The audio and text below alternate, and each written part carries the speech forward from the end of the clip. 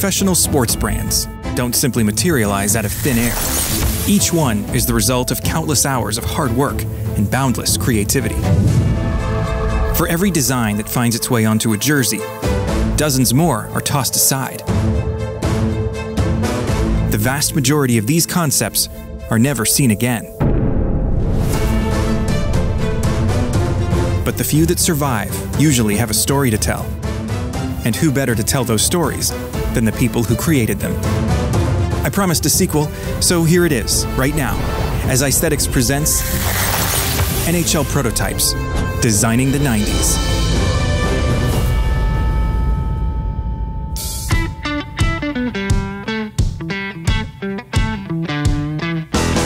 It was a decade with its own distinct brand of graphic design.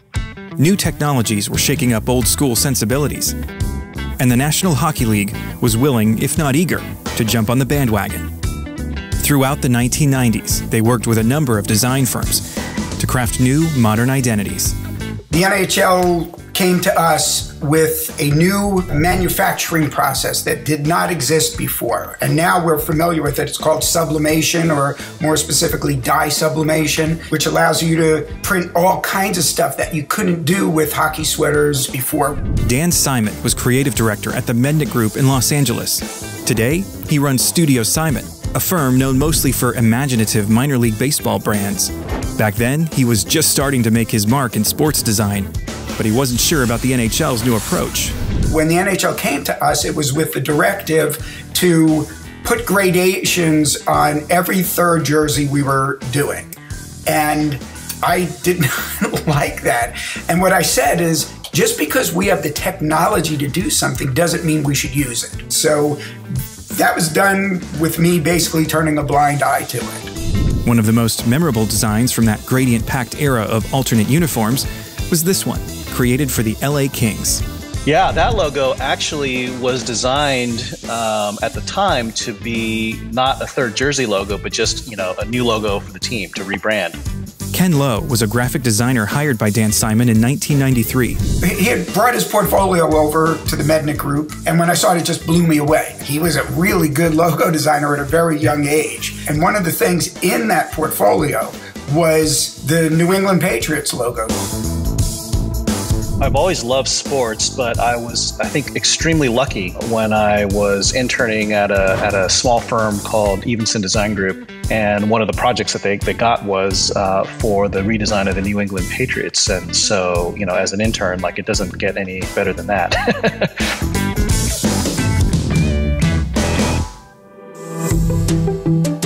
And that was only the start of Ken's career.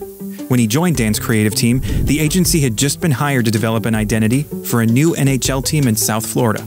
Wayne Huizenga was granted an expansion franchise. Well, he made a lot of his money through Waste Management, but also through Blockbuster Video. Meanwhile, the other expansion team in California had just announced its name, the Mighty Ducks of Anaheim. Wayne Huizenga viewed that as, well, if Disney can name their franchise after a Disney movie, I could name my franchise after my business. So he was going to name them the Florida Blockbusters. Frankly, I didn't see anything wrong with that because Blockbusters works as a name. It's not like he was going to name them the Florida McDonald's or something like that. It still sounds like it could be the name of a sports team. The Blockbuster direction I had was a guy in a hard hat, like a construction worker, wielding a sledgehammer like he's about to bust some blocks, But very soon after I had done that, the NHL decided that, no, you can't name your team after your business. Ultimately, it was a Name the Team contest that guided the club, bringing about the Florida Panthers. The Panthers was one of the first projects that I did, and I think I was actually hired freelance. This was before I was hired full-time at the Mednick Group, but the creative director had seen my Patriots logo, wanted to work with me, and he gave me that assignment of doing the Panthers logo. Dan and Ken collaborated on some concepts for the team, including this one, which went through some colorful iterations. But I didn't like the fact that, he had to be holding a hockey stick. Because it felt like it was too obvious. Oh, it's a hockey team, so he should be holding a stick. But that's what the leagues wanted. But it was a great entry for me to get into the Mednick Group and got a lot more work out of that, obviously. The Panthers ended up going in another direction, adopting work from SME Design in New York. For the team's 20th anniversary, they showed off these early sketches from the development process.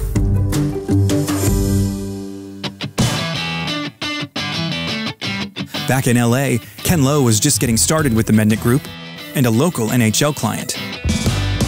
I did do several different King designs, King faces, King profiles, and none of them got picked. It just sort of like, okay, we did this project, the teams decided to go a different way, and it all just kind of got put on the shelf.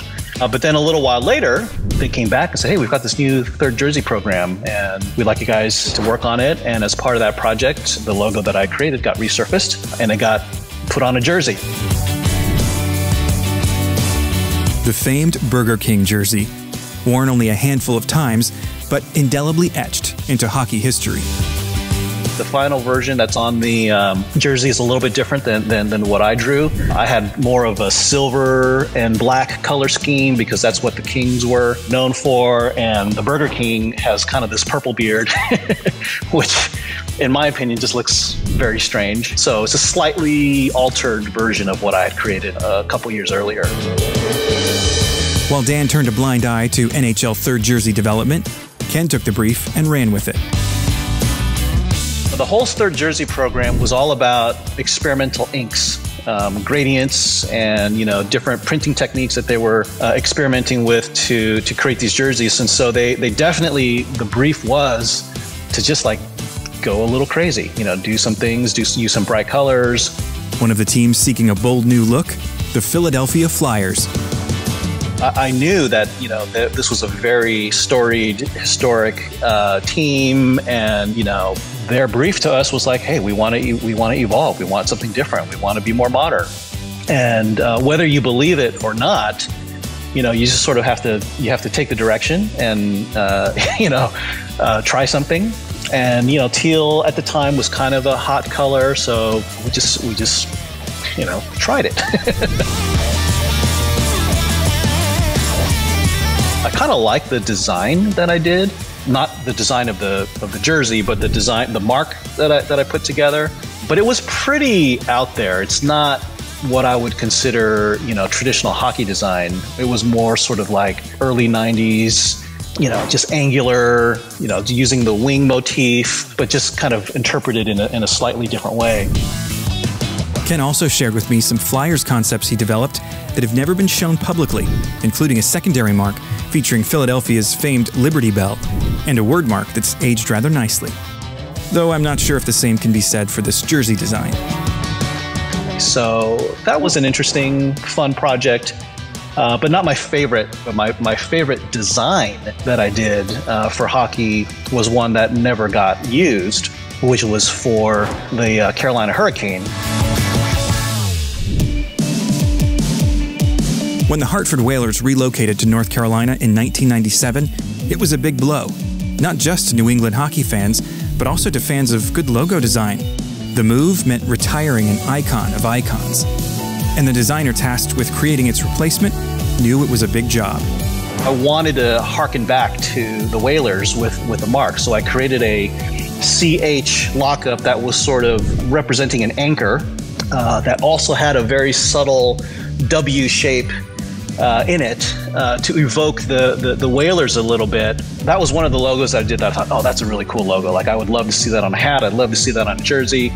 And it didn't go anywhere, unfortunately. But the winning logo did come from another designer at the Mednick Group. And the funny thing there is, this particular designer, he was a copywriter. Peter Thornburg was our head copywriter, but also a legitimately good designer in his own right. By this time, Peter already had the NBA's Minnesota Timberwolves logo on his resume. And he designed the Carolina Hurricane, and that ended up being the winning logo. So the Mednick Group had also been hired to build the brand for another new expansion team, the Columbus Blue Jackets. But this brief was an unusual one. We want a bug to be our mascot, and we want the bug to be a logo. So create a cool bug that is like a revolutionary soldier. And so that's what I did. Stinger, like you've never seen him before. And while the mini mascot was snubbed by the team's reverse retro jersey in 2020, some of Ken's work did make a comeback in the form of the Blue Jackets' original primary logo. I actually worked very closely with another designer on that project, a good friend of mine named Van Duong. I did the primary bug, but he came and he tweaked it and he helped me with some of the illustration.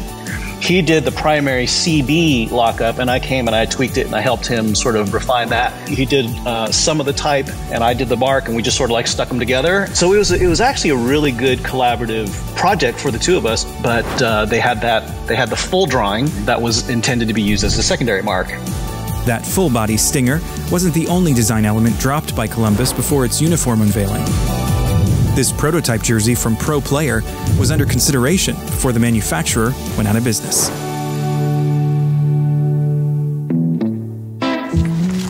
Hockey's back. As the Blue Jackets' identity was born on the West Coast, their expansion cousin in Minnesota got help from SME Design in New York. Graphic designer Steve O'Laughlin has on his website an impressive collection of logo concepts he developed for the Minnesota Wild while working at SME. And that's only the progression of the team's primary mark. He also worked on dozens of secondary logo designs. And jerseys? Yep, he worked on a handful of those too. A few years later, as the Wild were exploring third jersey ideas, these concepts were among many seen by focus groups. In those days, teams were a little less secretive about the development of new branding. Another example of that took place in Buffalo in the mid-90s. After more than 2 decades in blue and gold, the Sabres were looking to replace an identity they'd end up coming back to 25 years later. This video has been floating around the internet for years. It seems to show Sabres fans getting a sneak peek at some concept drawings for new logos and jerseys. I haven't been able to nail down the original source of the video, but it was likely taken sometime prior to Buffalo's 1996 rebrand.